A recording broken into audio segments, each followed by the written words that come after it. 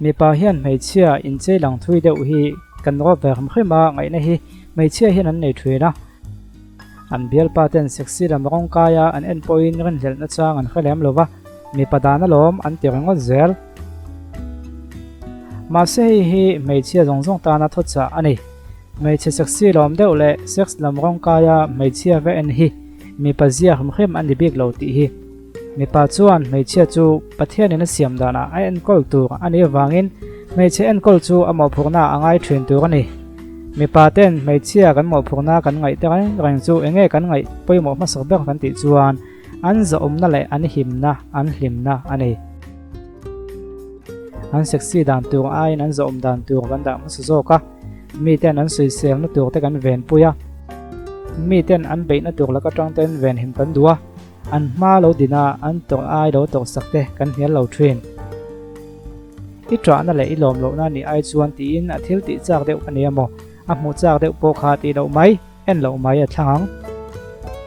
a chan chu nang ma en kol kha mo phurna anga ya a en kol that lo chu chuan a mo phurna hlen lo ni nei khiang ama do zong ti lo tin na na i du lem lo le khiomi ti tu a don lem lo ni phei chuan a dik to lo ni chút tiếng thu thật sạch lia ở tiểu lầu ít tiền để chuan ibula mi bom thuyền hậu kha an dik lầu tiền ani nang ma kha amo phuk na angai lo chen ne mai mi padik lo bula I om ani mai mi padik lo bula chuan min phang tang kaya an ma ni nuam ti nan min phang tang kai mai thuyền mi padik lo bula om hi ain khriat thei mi lawa mi padik bula kan om ro chuan kan in khachat thei thung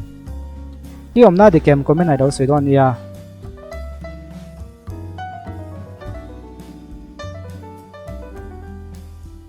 mi khring hi kan nui lai hian ke mani to ka kan nel thabeka inui moi lo lama boi su me chetan phei chuan inui lai in kha pa kha en tlat la inui awangin imit la son su chu chui ti thei ni chuan zun na sa takin nga inui lai a I en tlat mi pa khan a thei hil mai thei lawang che nui lai a mi ta in en ran tho si hei hi thil ha tak ania ama ko chui thei chuan zun na sa tak nei na ni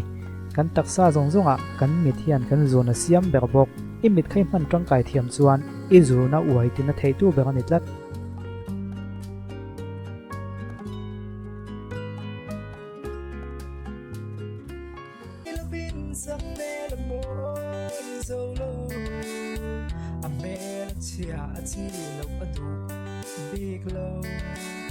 Still say man to loving can boy so low